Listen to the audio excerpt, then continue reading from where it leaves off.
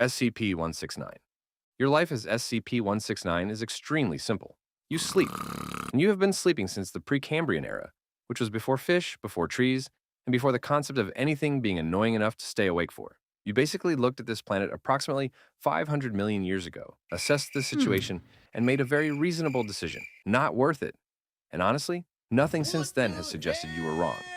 They call you the Leviathan, which is fitting, considering you're not some creature in the ocean. You're more like a significant portion of it. Scientists estimate you are somewhere between 2,000 and 8,000 kilometers long. For the uneducated, that's roughly the distance from New York to Los Angeles.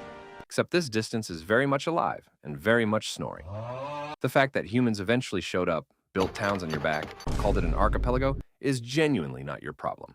You don't care, and neither do the humans. They are thriving and unbothered, and they have absolutely no clue about the landlord situation. The only downside is that if you ever fart, they won't have homes to come back to, or lives for that matter. Anyway, here is your morning. You breathe in. Somewhere, a seismograph registers what geologists will later call a minor tremor and file paperwork about. You breathe out. You go back to being fully unconscious. And you do this every 3 months because breathing more frequently seems like effort, and effort is not something you are currently pursuing, which the Foundation agrees with in this case. Because your containment is basically just hope.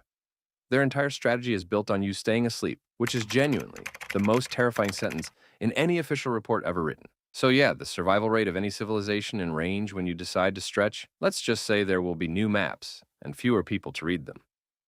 SCP-001. The Gate Guardian. As the Gate Guardian, you have one job. And honestly, you have been absolutely nailing it for the entire span of human civilization, because you are the OG, the protector of realms, the one standing between humanity and something they were told, very firmly, they cannot have back. You are a majestic entity of gigantic scale, stationed in front of the Garden of Eden, with a sword that has been on fire since before recorded history, with zero signs of ever stopping. And if your first thought was, damn, that's fire, and it really is, because you know, his sword is on fire. So yeah, your daily life is standing, and you're absolutely exceptional at it. Sometimes something approaches, either a bird, a drone, another Foundation team that really believed in themselves this time. You look at it, the situation resolves, and you go back to standing. But here's the thing about you that the Foundation learned the hard way. You are not just powerful, you are petty. Once, when a D-Class refused to approach the gate after being warned, he was shot by a Foundation sniper. So naturally, you then obliterated the sniper and the researcher who gave the order. And before anyone asks, yes, the Foundation tried talking to you. Multiple times, multiple languages. Formal tones followed by increasingly informal ones. And at some point, someone just tried straight up yelling. Let's just say it ended as expected. So what is inside the garden? No one knows except for you. And after 6,000 years of you standing there, the most unsettling thought is that someone gets that gate open one day, and it is just a car park. You may have been guarding a car park this entire time, and nobody will ever know. Survival rate of anything entering engagement range? Let's just say you will get lit, like on fire. SCP-1682. Life as SCP-1682 means you eat the sun.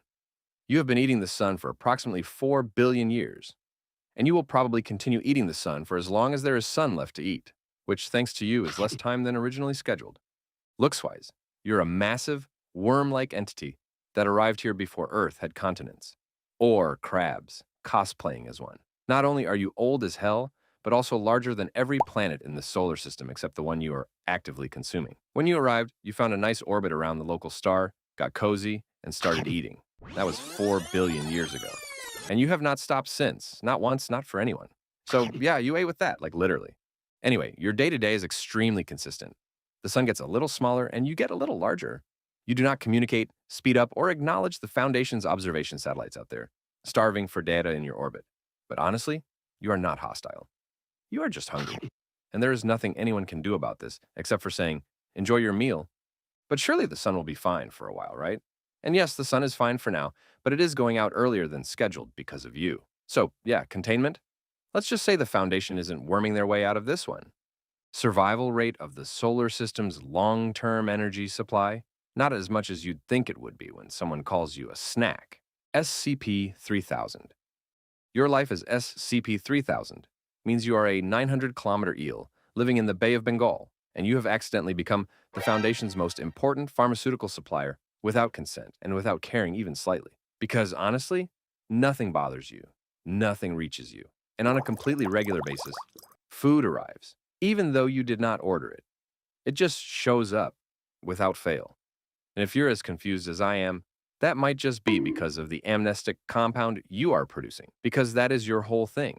You produce a chemical compound as a natural byproduct of being enormous and slimy, and that compound wipes short-term memory out entirely. Anyone who gets near you forgets everything: their name, their rank, their mission briefing, how to subscribe, and every single decision that led to them being near a 900-kilometer eel. The Foundation figured out very quickly that this compound was exactly what they needed for civilian amnestic operations after anomalous events. So naturally, they immediately did what any responsible containment organization would do. They started harvesting you for profit. Here's how it actually works. The Foundation essentially feeds you humans, mostly Class D personnel. You eat, you process all of them, and then you basically burp out the amnestic compound they bottle up and hand to civilians who saw something they were not supposed to see. Most amnestic retrieval teams that go in do eventually come back, but none of them know why they went, and you genuinely could not care less. Survival rate of your memories after an encounter? Wait, what was the question? Also, who is asking? SCP-5909. Your life as SCP-5909 means you are a perfectly regular-looking pink shrimp, except you are 2.1 light-years long. For reference, the entire solar system is about 1 light-year across, so you are bigger than everything humanity has ever known, mapped, or sent a rocket toward, combined. An astronomer found you in 2020 and tried to publish his findings, to which the Foundation responded by immediately wiping his memory using that eel piss and burying all the evidence. You did not notice this because you were busy doing nothing, which has been your whole thing for like forever. But then on May 15th, 2026, you started moving directly toward Earth at 120,000 kilometers per second. The Foundation panicked, contacted the GOC, and approved a plan called Operation Shellfish to literally erase the section of space you were occupying using something called a relativity bomb. Luckily, the operation became unnecessary since you just stopped. You started rotating while a mysterious brown cloud released from your body. You turned slightly pink from what appeared to be heat or embarrassment. And then, burned directly onto your shell was writing. You know what was written? A Red Lobster ad. Apparently, a Red Lobster manager in Texas had rented a billboard promoting their endless shrimp special, and somehow that billboard reached you. A 2 light-year shrimp sitting in deep space. Naturally, you responded by cooking yourself slightly and advertising right back. The Foundation is currently trying to arrest the Red Lobster manager, and Red Lobster Corporate is not returning calls. You, meanwhile, are just out there in deep space being a large and slightly self-cooked shrimp, minding your business entirely. Survival rate of the Foundation's dignity after this incident? Non-existent. SCP-3008. You know that joke about IKEA furniture? I would tell you, but I am still putting it together. Which brings me to you, because you are exactly the IKEA I'm talking about, except for some minor differences. You contain no exits, your showrooms extend in every direction without end, your meatball supply is theoretically endless, and somewhere inside your floor plan, a civilization has formed using your Billy bookcases as walls and your Peng chairs as thrones. And then during nighttime, your staff appears. They are faceless beings, roughly shaped like humans, dressed in yellow and blue. During the day, they walk the floor performing retail functions. But at nighttime, they hunt anyone still wandering the showroom, which is exactly why every settlement leader inside you enforces strict curfews, and why just 5 more minutes is not something anyone inside of you says casually. Your daily life as an infinite superstore involves absorbing everyone who walks through your automatic doors. They trade, they have systems of leadership. They have carved out territorial zones across your showroom sections, and they have built something almost functional inside you, which is more than most people accomplish in a regular IKEA on a Saturday afternoon. With all those people disappearing, you'd think people are smart enough to never go in. But obviously, Karen from Portland just needs to get the 2-for-1 pillow special. She takes one wrong turn near the kitchen display, and suddenly it has been 3 weeks, and she has a Calyx and a new government. Survival rate of solo visitors? Genuinely troubling. Survival rate of anyone who immediately groups up? Oddly decent. SCP-001 When Day Breaks. Life as SCP-001 means you are smoking hot. And yes, I mean that literally. Because you are basically the sun, except now, you have changed. No idea why. Might just be due to that huge worm snacking on you. What we do know is that now, your light does something different. Exposure to you, even just briefly, causes living tissue to melt. That's it. People step outside and they melt. And they do not melt cleanly.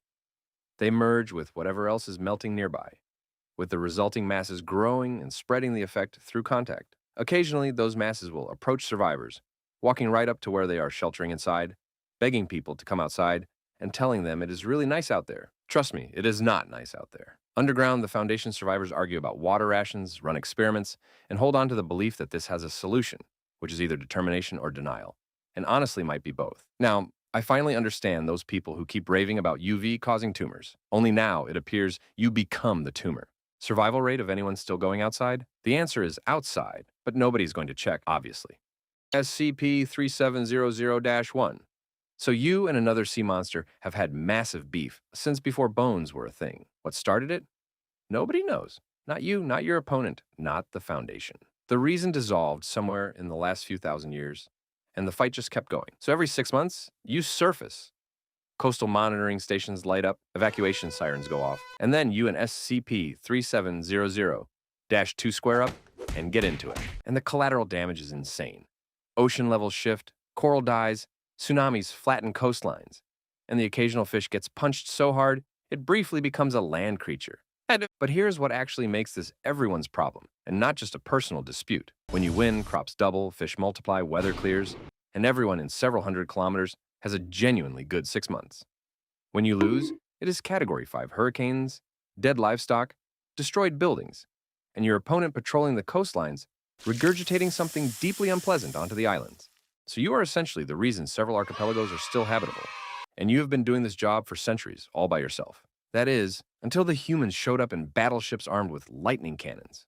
No clue why. You did not ask for this, and nobody consulted you.